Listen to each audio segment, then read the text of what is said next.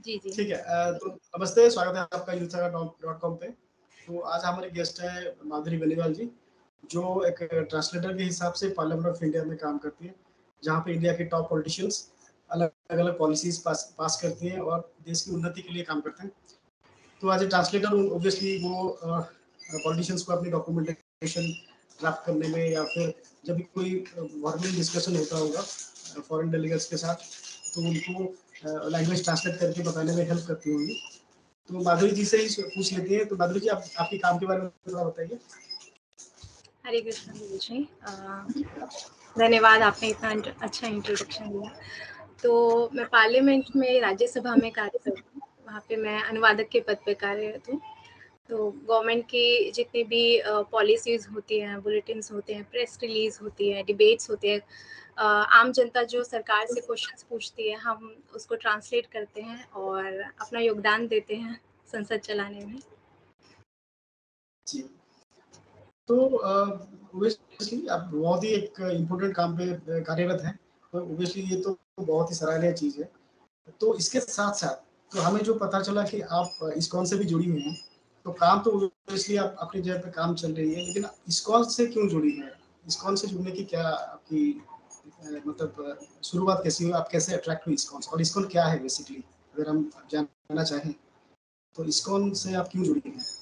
जी, तो ऐसे मैं कुछ सोच के नहीं जुड़ी, मुझे तो पहले पता भी नहीं था कि इस्कॉन होता क्या है। 2019 में मेरे पास स्मार्टफ़ोन आया था, उससे पहले मेरे पास स्मार्टफ़ोन भी नहीं था, कीपैड फ़ोन यूज़ करती थी मैं, वो भी अपनी मदर का। तो मुझे ज़्यादा इतनी नॉलेज नहीं थी और सोशल नेटवर्किंग साइट से बचपन से ही बहुत दूर रहना शुरू कर रखा था। स्कूल, कॉलेज और अपना ऑफ़िस, इसी में दुनिया सीमित थी। तो उसके बाद आया हमारा कोविड-19, लॉकडाउन आया और मेरे पास स्मार्टफ़ोन भी आया उस दौरान। तो थोड़ा-थोड़ा जानना शुरू किया कि भगवद गीता क्या है, क्यों पढ़ना चाहिए ऐसे। तो मैंने शिमारो का एक वीडियो था, कुछ 15 टू 14 आवर्स का वो वीडियो था। उसको पार्ट-पार्ट में मैंने देखना स्टार्ट किया। समझा कि भगवान कृष्ण क्या समझाना चाह रहे हैं अर्जुन के थ्रू हम सबको। वो मैंने समझा, लेकिन वो मुझे इतनी ज़्यादा डीप अंडरस्टैंडिंग उससे मिली नहीं, डीप नॉलेज मुझे मिल नहीं पाई। तो क्या हुआ, जैसे हमारे पास यूट्यूब के सजेशंस आते हैं ना, वीडियोज़ के आप ये सजेशन देते हैं यूट्यूब वाले। तो उसी में मुझे एक शिक्षार्थकम का मुझे एक सजेशन मिला था वीडियो का, तो मैंने वो वीडियो देखा। हमारे अ, शिक्षार्थकम के वीडियो कुछ इस तरीके था कि एक फ़ोटोग्राफ़र था, उनको एक फ़ोटो के लिए एक अवार्ड मिला था, लेकिन उसके पीछे की उन्होंने स्टोरी बताई थी कि वो कितना रिग्रेट कर रहे थे उस फ़ोटो के लिए, कि क्योंकि एक भूखी बच्ची थी और उसके आस-पास गिद्ध थे सारे, वल्चर्स थे सारे और वो उसको खाने के लिए बैठे हुए थे। लेकिन उस फ़ोटोग्राफ़र का प्रायोरिटी क्या थी कि उसको वो एक अच्छी फ़ोटो मिल जाए। तो बाद में ये सारा वीडियो उसी के बारे में था, तो मुझे बहुत अच्छा लगा। मैंने वीडियो के नीचे कमेंट वो जो होता है, मैंने वहाँ देखा कि वहाँ पे मेंशन था कि अगर आपको भगवद गीता पढ़नी है, तो आप ऑर्डर कर सकते हैं हमारी साइट से। तो मैंने भगवद गीता ऑर्डर की, तो जो उनका स्टाफ था कृषि शिक्षार्थकम का, उन्होंने मुझसे पूछा कि आपने पहले कभी पढ़ी है? मैंने कहा पहले तो मैंने नहीं पढ़ी है कभी भगवद गीता। तो उन्होंने बोला ठीक है, अगर आपको पढ़नी है तो किसी की गाइडेंस में पढ़िएगा। तो इससे पहले तो समझ ही नहीं थी कि गाइडेंस क्या होता है, किसी के गाइडेंस में पढ़ना क्या होता है। हम कुछ बुक उठाते थे, अपनी नॉलेज के हिसाब से उसको पढ़ लेते थे। तो मैंने कहा ठीक है, मुझे इतनी नॉलेज नहीं है, आप बताइएगा कि मुझे कैसे पढ़नी है। तो उन्होंने बताया कि हमारे भगवद गीता की क्लासेस चलती हैं, आप उसको अटेंड कीजिएगा। मैंने कहा ठीक है।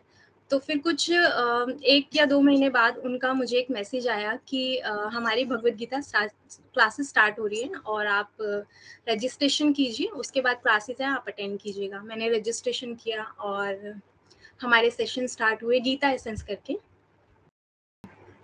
आपको मेरी आवाज़ आ रही है ना प्रभु जी? हाँ, बिल्कुल। जी, जी, जी। तो इसी तरीके से मुझे पता चला कि भगवद गीता को समझने के लिए सेशन स्टार्ट होने वाले हैं। तो हमारा एक कोर्स लॉन्च हुआ गीता एसेंस के नाम से और वो हमारे सेशंस ले रहे थे हिज ग्रेस सरोज मुखमाधव प्रभु जी। उनके अंडर हमने सीखा, भगवद गीता सीखी, उसका एसेंस लिया कि हम यहाँ क्यों हैं, हमारा आने का लक्ष्य क्या है, परम भगवान कौन है। तो ये सब हमने वहाँ से सीखा तो थोड़ी नॉलेज मिली। और उसके बाद हमारी रामायण सीरीज स्टार्ट हुई, अभी हमारी हनुमान चालीसा सीरीज चल रही है, तो हम एक एक चौपाई पढ़ रहे हैं, उसमें समझने की कोशिश कर रहे हैं। तो इसी तरीके से कुछ ऐसे सोचा समझा नहीं था कि इस्कॉन से जुड़ना है, धीरे धीरे होता गया, समझ आती गई चीज़ों को लेके, तो बस कनेक्ट हो गए हैं अभी। तो देखिए दो चीजें हैं। देखिए आज की जो यूथ है, आइदर स्पिरिचुअलिज्म एक ऑप्शन है, हम स्पिरिचुअलिटी की तरफ भी जा सकते हैं, लेकिन बहुत ज़्यादा मेटेरियलिस्टिक तरीके से भी जी सकते हैं। मतलब लाइफ को मतलब बहुत ज़्यादा खर्चा करना, अननेसेसरी चीज़ों पे जाना और मतलब एक्सप्लोर करना, वो भी एक तरीका है। तो लाइफ में स्पिरिचुअलिटी क्यों आपके हिसाब से क्यों ज़रूरत है, और इस्कॉन स्पेसिफिकली इस्कॉन क्यों ज्वाइन करनी चाहिए? क्योंकि हमारे भारत तो स्पिरिचुअलिटी का एक हब है, हम अलग अलग सिद्धांतों के भी मानने वाले लोग यहाँ पे रहते हैं। तो स्पेसिफिकली इस्कॉन क्यों स्पेशल है, इस्कॉन क्यों ज्वाइन करनी चाहिए आपके हिसाब से? ओके, तो जैसे बच्चा बड़ा होता है, उसको एक मटेरियल एजुकेशन की ज़रूरत होती है, उसके साथ ही हमें स्पिरिचुअल एजुकेशन की भी बहुत ज़रूरत होती है। मटेरियल एजुकेशन से हमें क्या होता है, हमें एक अच्छी जॉब मिल जाएगी, एक अच्छा करियर मिल जाएगा, लेकिन अगर हमारे पास उस जॉब को संभालने के लिए सामर्थ्य नहीं है, तो हम उसको संभाल नहीं पाएंगे। लाइफ में कुछ भी प्रॉब्लम आएगी, हमें स्ट्रेस हो जाएगा, अगर थोड़ा ज़्यादा लंबे समय तक चला तो हम डिप्रेशन में चले जाएंगे।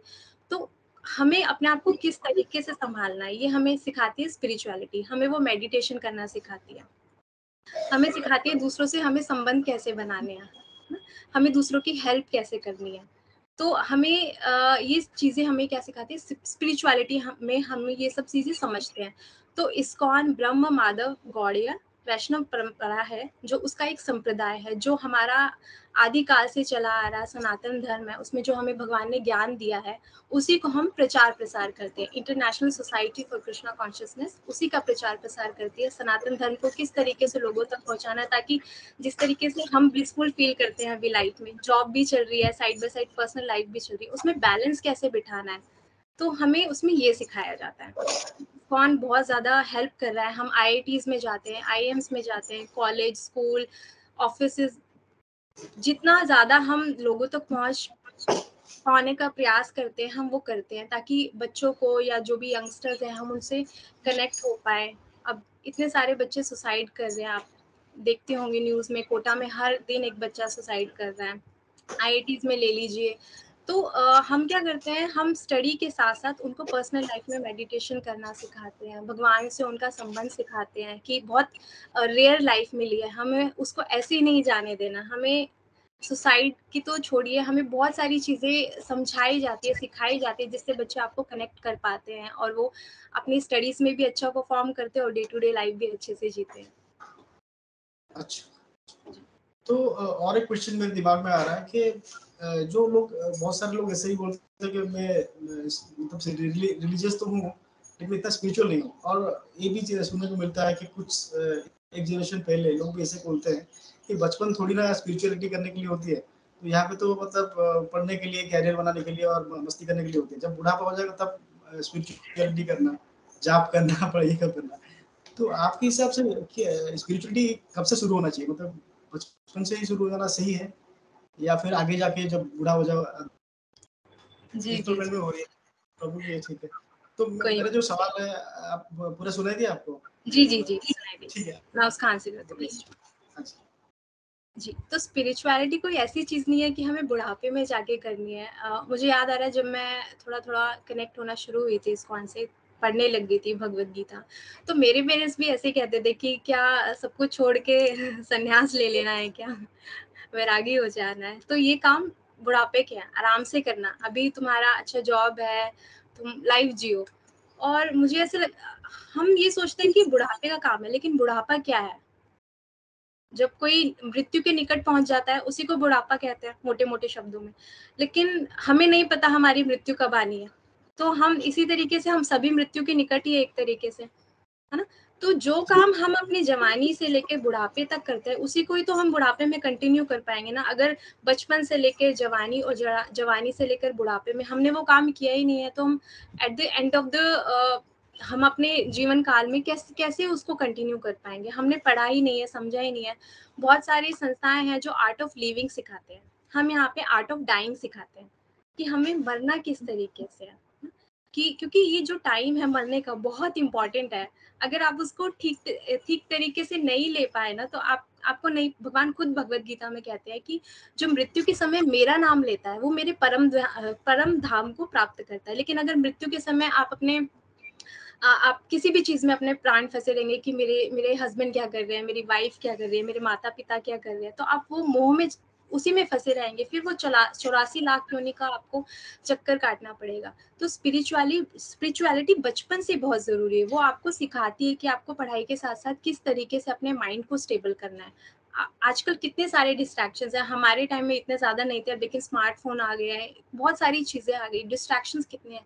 तो अपने आप को उन डिस्ट्रैक्शन से बचाने के लिए स्पिरिचुअलिटी बहुत बड़ा काम करती है, बहुत बड़ा योगदान देती है। आप चाहे आपका माइंड डिस्ट्रैक्ट हो रहा है तो आप कोशिश कर सकते हैं, आप चैंटिंग कर सकते हैं, आप कोई भगवत गीता की कोई भी आप श्लोक उठा के पढ़ लीजिए, आपको उसमें आंसर मिल जाएगा। ऐसा नहीं है कि इसमें अलग है उसमें अलग है, आपका जो भी कंफ्यूजन है आप वो उठा के देखिए। जो आपके सीनियर्स है जो स्पिरिचुअलिटी प्रैक्टिस कर रहे हैं, आप उनकी गाइडेंस में समझिए, सीखिए और आपको हेल्प मिलेगी। ये वो बुढ़ापे का काम नहीं है, उसको आपको शुरू से, जैसे आपको स्टेप बाय स्टेप चढ़ना है। आप पहली सीढ़ी से 10th सीढ़ी पे नहीं चढ़ पाओगे, है ना, तो आपको सेकंड स्टेप लेना है, थर्ड स्टेप लेना है, उसके बाद हमें आगे जाना है। तो इसलिए बचपन, जवानी, उस पर फिर पौड़ अवस्था जो आ जाती है, उसके बाद फिर बुढ़ापा आता है। इसलिए हमें स्पिरिचुअलिटी बहुत जरूरी है चीजों को समझने में। मैं तो भगवान का बहुत धन्यवाद करती हूँ कि मुझे इस एज में बहुत समझने को मिला, और सोचती हूँ कि आज इससे पहले की जो मेरी लाइफ है बहुत इग्नोरेंस में बीत गई है। तो सच में बहुत बहुत हेल्प करता है, मुझे बहुत हेल्प मिली, क्योंकि मेरा स्केड्यूल जो होता है बहुत बिजी होता है। हमें होली, दिवाली, कभी जो गेजेटेड हॉलीडेज होते हैं, हमें कभी कभी वो भी नहीं मिल पाते हैं। लेकिन ये जो स्पिरिचुअलिटी है जो मुझे जोड़े रख रही है, भगवान से कनेक्ट कर पा रही है मुझे, जो मेरे कलीग्स हैं उनको रिस्पेक्ट करना सिखा रही है ना, और ऐसी बहुत सारी चीजें जो उन्होंने मुझे सिखाई है। जी, जी, जी, जी। तो अगर आप मतलब स्पिरिचुअलिटी प्रैक्टिस कर रही हैं, भगवत गीता पढ़ रही हैं, तो इससे आपका काम बेहतर हो रहा है या खराब हो रहा है? मतलब आपकी जो प्रोफेशनल है।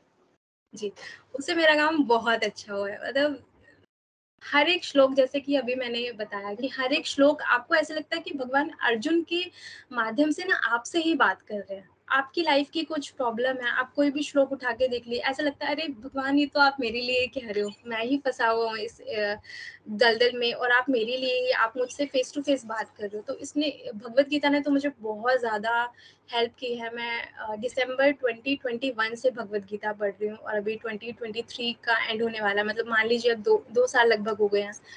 तो इन 2 सालों में मैंने कुछ 7 से 8 बार भगवत गीता पढ़ ली है। और जी तो पूरा 700 श्लोक आपने कंप्लीट कर लिया हर बार?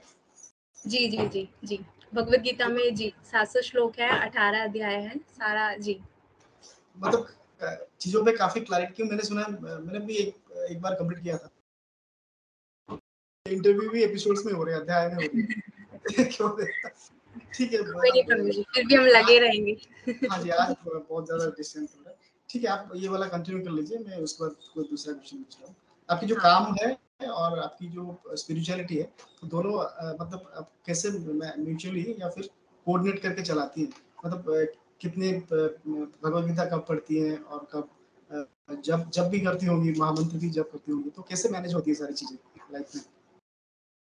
अच्छा, तो मैनेज मुझे करना नहीं पड़ा, वो भगवान की कहते हैं ना, भगवान की कृपा होती है, तो वो सारी चीज़ें अलाइन कर जाती है। तो मेरा प्रयास यही रहता है कि मैं सुबह ऑफिस जाने से पहले मेरी सेवा भी रहती है कि आजकल की भाग-दौड़ की लाइफ में लोग पढ़ना चाहते हैं, लेकिन उनके पास टाइम नहीं है या इतना इंटरेस्ट भी नहीं है कि वो खोल के पढ़ लें। तो मैं ट्राई करती हूँ भगवद गीता का रोज़ एक श्लोक, कुछ डिवोटीज़ हैं जो पढ़ना चाहते हैं उनको मैं शेयर करती हूँ।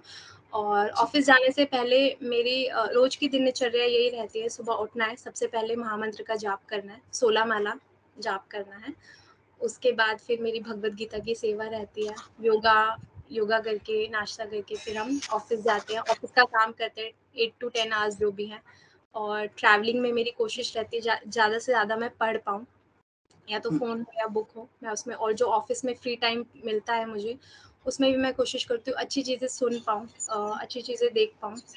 तो और बस यही चलता है और फिर घर आके जो अपनी थोड़ी बहुत सेवाएँ रह जाती है, उनको मैं करती हूँ। तो इन सब चीज़ों ने मुझे बहुत हेल्प की है। मतलब पहले ऐसा ज़्यादा ठीक नहीं रहता, मतलब ऑफ़िस में है तो ऑफ़िस का काम कर लिया, इधर-उधर की चीज़ें देख ली बस, ज़्यादा कुछ नहीं। लेकिन अब लाइफ़ में थोड़ी स्टेबिलिटी आ गई है, अब रिस्पॉन्सिबिलिटी ज़्यादा आ गई है कि मुझे तो पढ़ना ही है, लेकिन अब ऐसा कभी-कभी होता है कि थोड़ा टाइम ऊपर-नीचे हो जाता है, तो लोग मुझे मैसेज करते हैं, "अरे माता जी, आज आपका श्लोक नहीं आया, क्या हुआ? सब ठीक है?"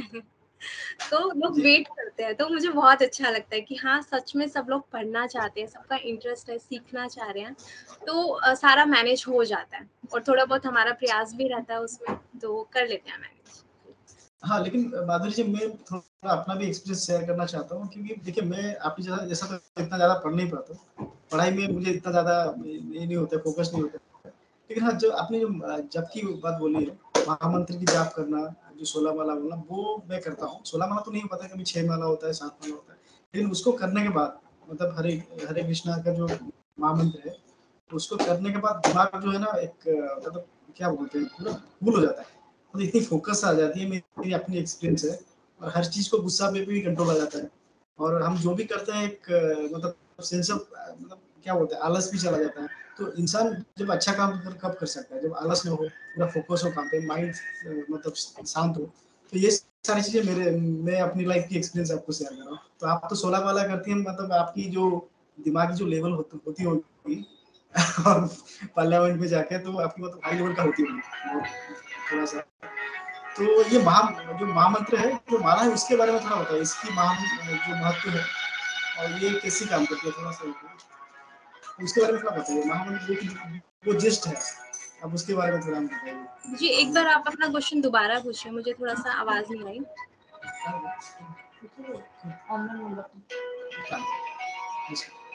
एक मिनट।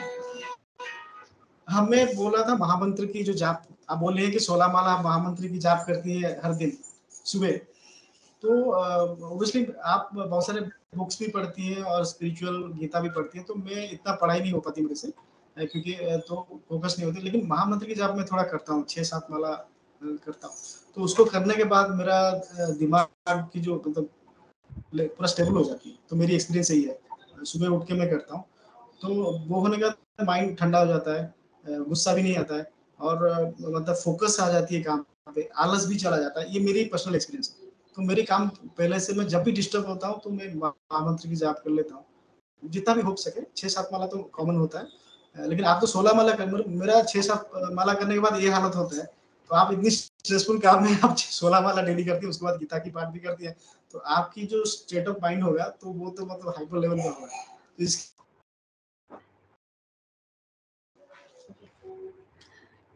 तो आपको हम महामंत्र का जाप करना सच में बहुत ज़्यादा हेल्प करता है। जैसे आपने शेयर किया कि माइंड बहुत शांत हो जाता है। कोई प्रोवोक भी करे ना तब भी गुस्सा नहीं आता है। जी, यही बिल्कुल। महामंत्र की जी यही महामंत्र का कह सकते हैं कि लीला है। भगवान ने क्या कहा है, कलयुग में सबसे ज़्यादा जो इम्पोर्टेंट चीज़ है, वो क्या है, मेरे नामों का जप करना। जितना आप मेरे नामों का जप करोगे, उतना ही ज़्यादा आपको फल प्राप्त हो। और वो फल किस चीज़ में प्राप्त होता है? जैसे कि आपने कहा कि एंगर मैनेजमेंट आ गया है करना, कि अगर कोई कुछ भी बोलता है तो माइंड कूल रहता है। मैं आपको अपना एक्सपीरियंस बताती हूँ कि अम, कृष्णा कॉन्शियस होने से पहले मैं बहुत ज़्यादा स्ट्रेट फॉरवर्ड लड़की थी। इंट्रोवर्ट, स्ट्रेट फॉरवर्ड, और अगर मुझे किसी ने कुछ गलत कहा है, अगर मेरी गलती है तो मैं मान लेती थी, लेकिन अगर नहीं है तो मैं उसको बताती थी कि ये ठीक नहीं है, जो भी है। तो ऐसे मेरे साथ 2-4 इंसिडेंट्स हुए हैं जिसमें मैं महामंत्र का जाप कर रही हूँ। जैसे अगर कभी मैं ऑफ़िस जा रही हूँ, कभी मेट्रो ले ली, मेट्रो में जाप कर रही हूँ। मेट्रो में काफ़ी रश होता है, आपको स्पेस तक नहीं मिलता, और कभी-कभी ऐसे इंसिडेंट्स हो जाते हैं। तो उसमें से एक इंसिडेंट मैं आपसे शेयर करना चाहूँगी कि अम, मेरे साथ शायद 2 कॉलेज की लड़कियाँ खड़ी थी, और जब मैं जपमाला कर रही थी तो उन्होंने कहा कि आजकल की यूथ को पता नहीं क्या हो गया है, सब ढोंग कर रहे हैं। तो मुझे इस चीज़ पे गुस्सा नहीं आया, और मुझे थोड़ा-सा स्माइल, और उनके कि कितने इग्नोरेंट बच्चे हैं, इनको अभी समझ नहीं है, एज कम है, तो इसलिए समझ नहीं पाते। और फिर मैंने ऐसे सोचा कि अगर आज से 2 साल या 3 साल पहले इन्होंने मुझे ऐसा कुछ कहा होता, तो हमारी लड़ाई हो जाती, या 1-2 पिट पिट जाते, ऐसा कुछ हो जाता। जी। तो तो मुझे भी बहुत शांत रहने में बहुत हेल्प किया है। ऐसे एक इंसिडेंट था, एक माता जी मेरे पास आई और उन्होंने बोला, आप चैंट करना बंद करो, ये गलत है, आपको थ्रोट कैंसर हो जाएगा, आप अरे जाप बाप मत किया करो। आप जाप मत किया करो। तो मैंने पूछा कि आपको किसने बताया ये? तो उन्होंने बोला कि मुझे आप जैसे सब भक्तों से मुझे आपसे कोई डिस्कशन नहीं करना, आपसे कोई बहस नहीं करनी है। मुझे जो बोलना था मैंने बोल दिया, अब आपको थ्रोट कैंसर होगा, आप सँभालो। उन्होंने ये कहा मुझे। तो उसपे भी मुझे ये हुआ कि लोगों को ज्ञान ही नहीं है, चैंटिंग कितना इम्पोर्टेंट है। मेडिटेशन हम सब कर लेते हैं, लेकिन कलयुग में ये एक खोट कह लीजिए कि हम 1 मिनट 2 मिनट से ज़्यादा किसी चीज़ पे फ़ोकस नहीं कर पाते हैं। तो जो हमारा हरि नाम मंत्र है वो हमें फ़ोकस करना सिखाता है कि किस तरीके से हमें ज़ोर-ज़ोर से बोल के भगवान के जैसे हरे कृष्णा कृष्ण कृष्ण हरे हरे, हरे राम राम राम हरे हरे। हमें ये पूरा महामंत्र अच्छे से सुनना है। हमें कोई जल्दी नहीं मचानी है कि हमारी 2 माला करनी है, 6 माला करनी है, नहीं, आप आराम से टाइम दीजिए। जितना आप बोल-बोल के सुनेंगे, आप उतना आपका जो हार्ट है, वो अंदर से प्यूरिफाई होगा। आप लोगों को समझने लग जाएँगे। आप समझेंगे कि जैसे हम हैं, वैसे ही वो है। वो भी भगवान का एक अभिन्न अंग है, पार्ट एंड पार्सल है वो भी भगवान का, जिस तरीके से हम हैं। हम सीख जाएँगे हमें भी उनको इतनी रिस्पेक्ट देनी है, जितनी हम अपने आप को देते हैं, हम अपने पेरेंट्स को देते हैं। है ना? तो महामंत्र का ये एक तरीके से कमाल है, आपके अंदर बहुत स्थिरता लेकर आता है। मैंने ये जैसे आपको इंसिडेंट बताया, ऐसे और भी बहुत सारे इंसिडेंट्स हैं।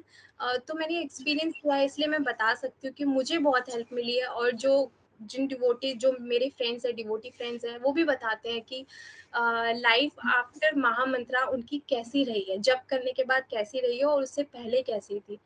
तो ये महामंत्र का कमाल है, श्री कृष्ण महामंत्र का कमाल है, हरे कृष्णा महामंत्र का कमाल है, जिससे हमें शक्ति मिलती है कि हम अपनी लाइफ स्टेबल करें और लाइफ में पॉजिटिविटी लेकर आए।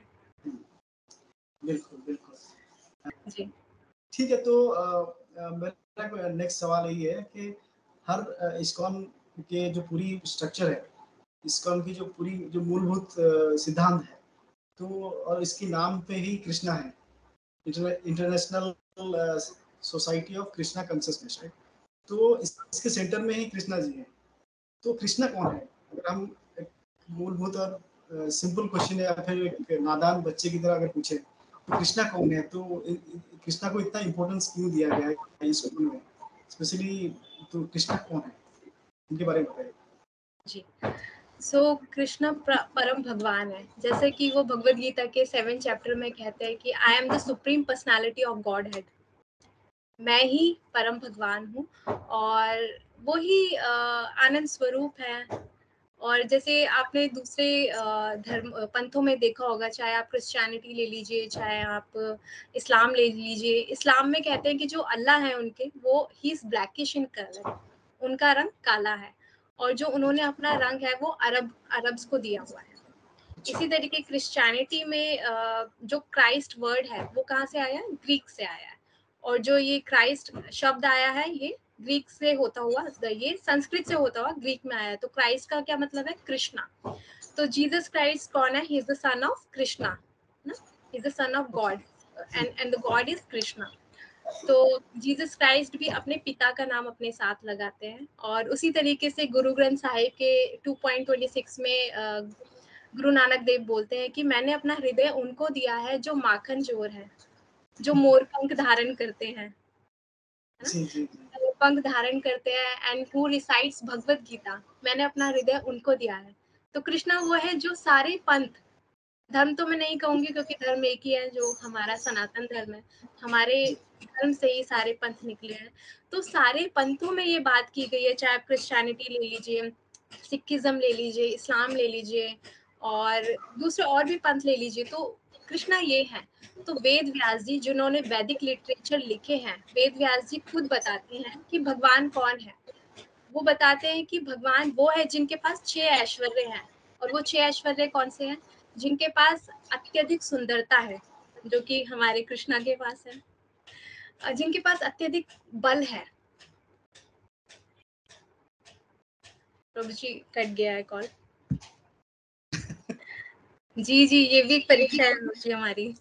हाँ, जो वैसे आपकी जो एक्सप्लेनेशन थी भगवान के बारे में बहुत बहुत ही सुंदर थी। आप प्लीज कंटिन्यू कीजिए, और जी भी सुनना है थोड़ा सा भगवान के बारे जी। तो वेद व्यास जी जो सुखदेव गोस्वामी के पिताजी हैं, वो बताते हैं कि श्री भगवान के 6 ऐश्वर्य होते हैं। उन सब में एक पहली है कि वो भगवान अत्यधिक सुंदर होते हैं, जो कि हमारे कृष्णा है। अब भगवान के पास अत्यंत बल होता है।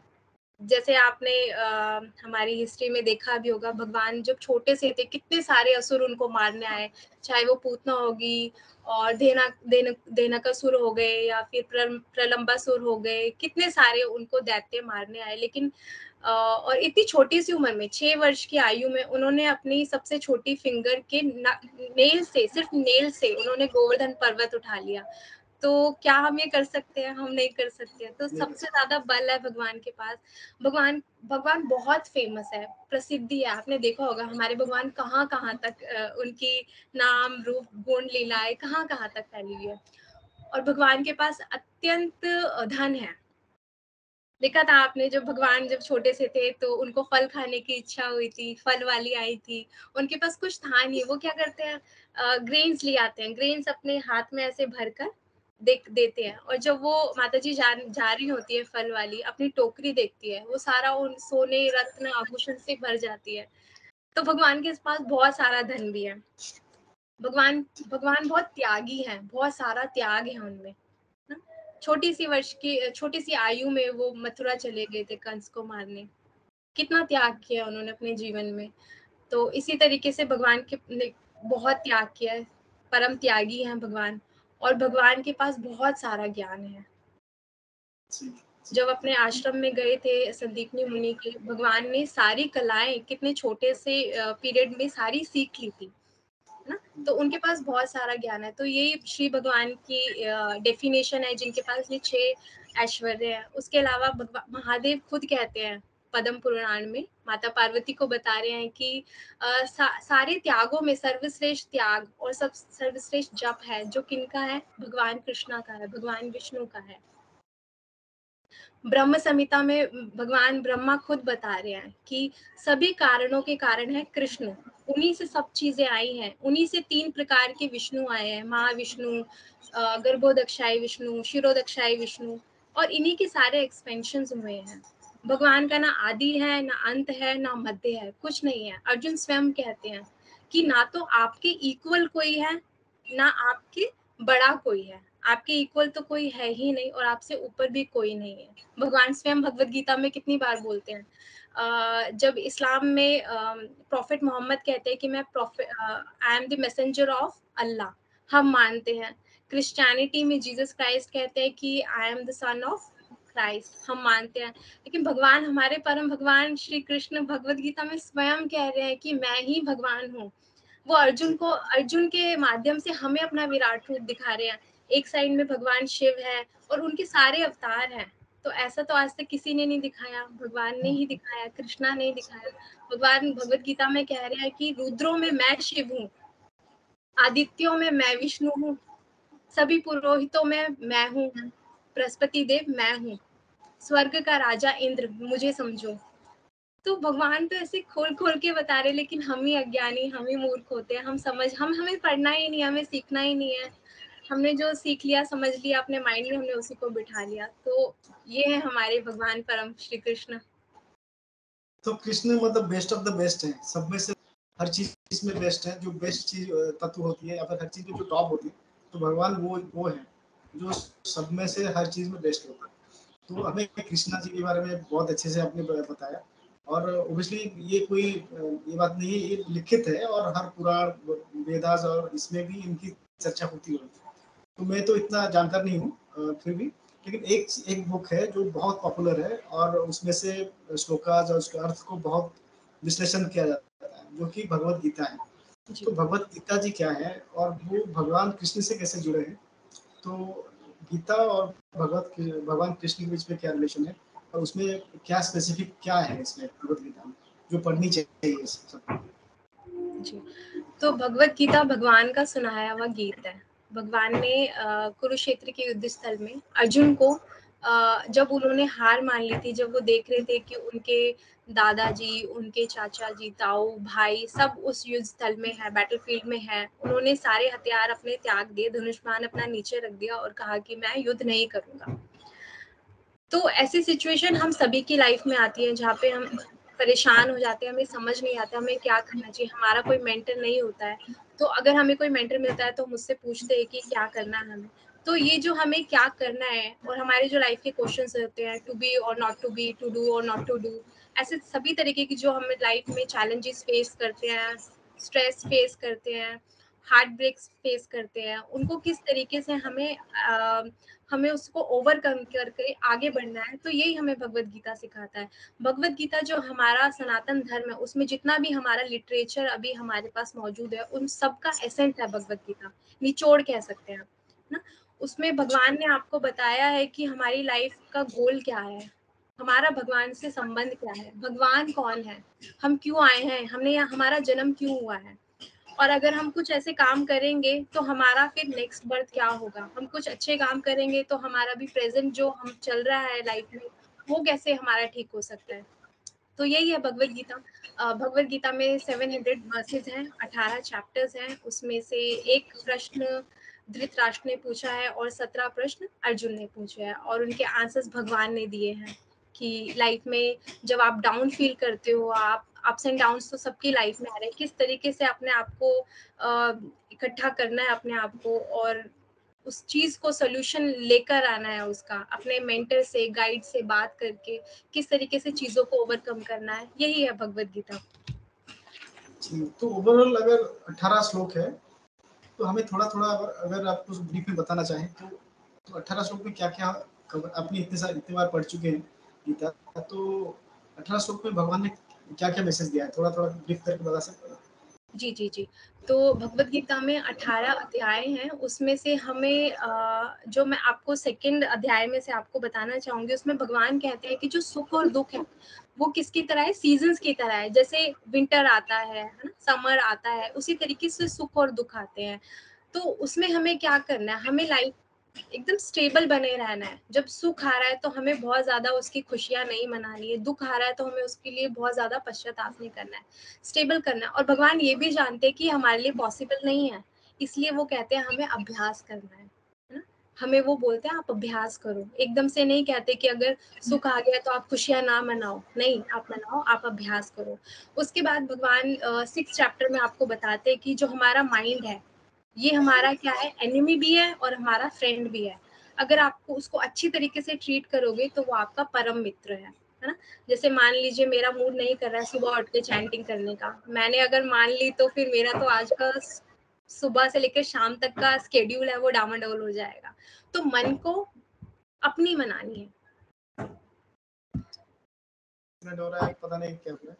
ठीक है, आप ये वाला एक्सप्लेन कर दो, उसके बाद हाँ चैप्टर वाइज बोले थे आप। जी जी। तो 6 चैप्टर में भगवान बताते हैं कि हमारा जो मन है वो एक एनिमी की तरह भी है और एक फ्रेंड की तरह भी। हम इट्स अप टू अस कि हमें उसको किस तरीके से डील करना है। हम चाहे तो उसको अपना फ्रेंड बना सकते हैं और हम चाहे तो उसको एनिमी बना सकते हैं। आप देखते होंगे आजकल के जो यूथ है क्या करती है, मतलब स्कूल कॉलेज में अगर कोई एसोसिएशन मिल जाती है तो अपने मन की मानने लग जाते हैं, है ना। ड्रग्स में पड़ जाते हैं, सुसाइडल थॉट्स उनको आते हैं, स्ट्रेस डिप्रेशन उनको हो जाता है। लेकिन अगर अगर वो उसी दिमाग को, अपने उसी मन को अपना दोस्त बना ले तो अपने पढ़ने में भी लगाएं, अपने स्टडीज में अच्छा परफॉर्म करे और सारी जो चीज़ों में बैलेंस बिठा के रखे। तो भगवत गीता इसलिए बहुत ज़रूरी है। और मुझे लगता है हर किसी को भगवत गीता पढ़नी चाहिए। लेकिन भगवत गीता पढ़ने का एक सीधा साधा रूल है जो भगवान कृष्ण ने स्वयं बताया है भगवत गीता में, कि आप किसी को गुरु मान के पढ़िए, मतलब जिनको उस चीज का एक्सपीरियंस है आप उनकी गाइडेंस में पढ़िए, अपने आप मत पढ़िए, क्योंकि अर्थ का अनर्थ होते हुए देर नहीं लगती है। हम बहुत सारी चीजें अपने आप समझने लग जाते हैं, तो इसलिए हमें उनसे समझनी है जिनके पास इस चीज का एक्सपीरियंस है। तो फिर यूथ को क्या करनी चाहिए, कहाँ से गुरु बनाना चाहिए, कैसे, कौन सी बुक्स पढ़नी चाहिए, क्योंकि भगवत गीता की भी बहुत सारी बुक्स अवेलेबल है, तो आपके हिसाब से कौन सी बेस्ट रहेगी? ओके, तो मैं सबका तो नहीं बता सकती हूँ। मैंने जो पढ़ी है Bhagavad Gita as it is, हमारे एसी भक्ति वेदांत स्वामी प्रभुपाद जी ने वो लिखी है। आपको वर्ड टू वर्ड उसका ट्रांसलेशन मिल जाएगा, उसका तात्पर्य मिल जाएगा, पर्पट मिल जाएगा, आप वो वहाँ से पढ़ सकते हैं। और ये भगवत गीता ऐसे ही नहीं है कि हमने कुछ भी सोचा और अपने अकॉर्डिंग उसको ढाल दिया, कि कोई दूसरे बोल रहे थे और हमने वहाँ पे कृष्ण को लाके लिख दिया है कि मैं ही परम भगवान हूँ, ऐसा नहीं है। तो जो हमारा गौड़ीय ब्रह्म माधव गौड़ीय संप्रदाय है, ये क्या है, गुरु शिष्य परंपरा पर चलता है। जो मैंने अपने गुरु से सीखा है, मैं आगे वही अपने किसी और शिष्य जो बनता है, मैं उसको सिखाऊंगी। तो एसी भक्तिवेदांत प्रभुपाद जी ने बहुत अच्छा इसको एक्सप्लेन किया है। मैं आपको बोलना चाहूंगी, आप किसी भी नियरेस्ट इस्कॉन में जाइए, वहाँ पे बुक स्टॉल होता है, वहाँ से आप भगवत गीता लीजिए।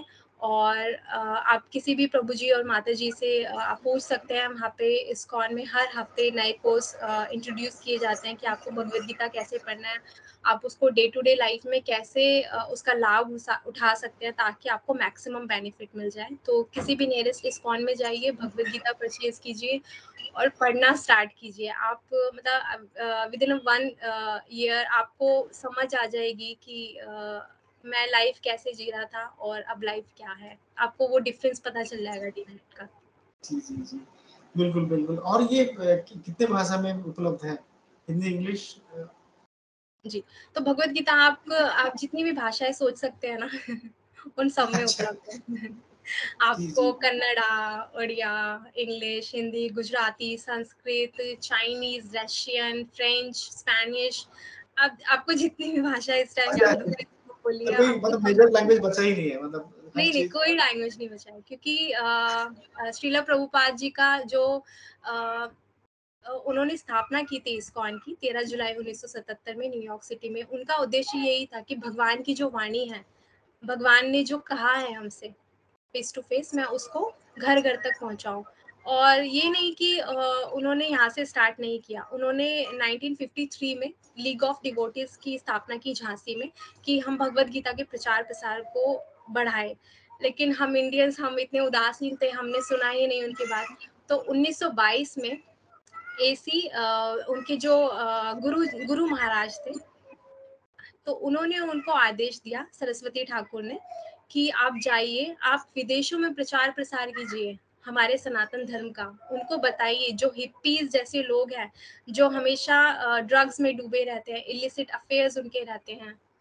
जी, तो 1922 में श्रीला प्रभुपाद जी को उनके गुरु भक्ति सिद्धांत सरस्वती ठाकुर ने ये निर्देश दिया कि आप विदेश में जाइए, हमारे सनातन धर्म का प्रचार प्रसार कीजिए।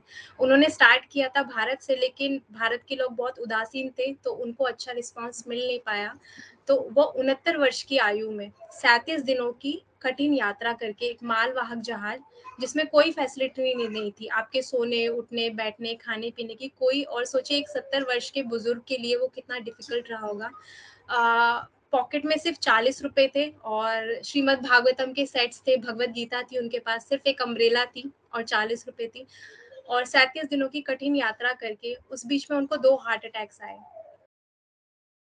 और मतलब ऐसी स्थिति में मैं इस स्थिति में मैं उनसे भी बहुत बहुत ही ज़्यादा हाफ एज लगा लीजिए मेरी, उससे भी थोड़ी-सी कम। मैं अभी भी नहीं सोच सकती, क्योंकि मैं बस में ट्रैवल करती हूँ तो मुझे उसमें ही परेशानी होती है। और वो इतने वृद्ध हमारे श्रील प्रभुपाद, वो कठिन यात्रा करके गए अमेरिका, वहाँ पे उन्होंने प्रचार-प्रसार किया। शुरू के दिन बहुत डिफ़िकल्ट थे, लेकिन भगवान की कृपा हुई, उनकी मेहनत रही, सभी वैष्णवों का आशीर्वाद रहा उनके साथ। प्रार्थनाएँ रही कि उन्होंने 13 जुलाई 1966 को इस्कॉन की स्थापना की, और 10 वर्ष के अंतराल में 1977 तक इस्कॉन के 108 मंदिरों की स्थापना कर दी उन्होंने। जो वहाँ का अच्छा। कल्चर था, सोचिए हमारे पास डिस्ट्रैक्शन इतने नहीं है, आप वहाँ का सोचिए। हाँ जी। उनके पास सब कुछ है ना? हम जी। तो फिर भी एक फैमिली के अंदर रहते हैं, उनके पास तो फैमिली नहीं है। जैसे ही बच्चा बड़ा होता है उसको छोड़ देते हैं रोड पे, आप हाँ। अपना अपना करिए जो करना है। तो वहाँ पे डिस्ट्रैक्शंस कितने थे। उन वहाँ के लोगों को उनका मीट ईटिंग छुड़वाई, है ना? इंटॉक्सिकेशन, वो सिर्फ ड्रग्स में डूबे रहते थे, वो छुड़वाया। उनको गैम्बलिंग, जुआ खेलना जो सीख चुके थे उनको खत्म करवाया। इलिसिट अफेयर्स, मतलब अपने वैवाहिक जीवन के अलावा भी उनके संबंध रहते थे, वो सब खत्म करवाया। उनको 16 माला करना सिखाया।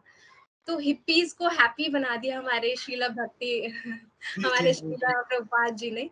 तो उनका ये योगदान रहा है, उन्होंने बहुत स्ट्रगल करके इस्कॉन बनाया। तो मैं चाहूँगी कि अगर कोई भगवत गीता पढ़ना चाहता है, जहाँ से मैंने पढ़ी है, जहाँ से मैं इतना इंस्पायर हुई हूँ, जहाँ से मेरी लाइफ इतना चेंज हुई है, तो अगर कोई पढ़ना चाहता है तो आप प्लीज़ भगवत गीता वहाँ से पढ़िए। और बुक शॉप में ही आपको पता चल जाएगा कि आपके कोई कोर्स अगर इंट्रोड्यूस होने वाला है भगवत गीता से रिलेटेड, तो आप वहाँ कॉन्टैक्ट करके ज्वाइन कर सकते हैं। जी, जी, बिल्कुल, बिल्कुल। मैं भी अपनी जो ऑडियंस है उनको भी बोलना चाहता हूँ। तो माधुरी जी ने जो सारी चीज़ें कवर की आज, कृष्णा के बारे में, इस्कॉन के बारे में, भगवत गीता के बारे में, वो अमूल्य है। आप ज़रूर भगवत गीता पढ़िए। और शिला प्रभुपाद तो बहुत बड़ी इंस्पायरिंग स्टोरी है हमारे लिए, तो उनकी जीवनी को भी पढ़ना चाहिए। और हमें ओवरऑल कृष्णा कॉन्शियस में डूबना चाहिए, जप करना चाहिए और अपनी लाइफ को बेहतर बनाना चाहिए। तो माधुरी जी, बहुत-बहुत शुक्रिया आपका, आपने टाइम दिया। हरे कृष्णा। धन्यवाद प्रभु जी। हरे कृष्णा। हरे कृष्ण। हरे कृष्णा। धन्यवाद।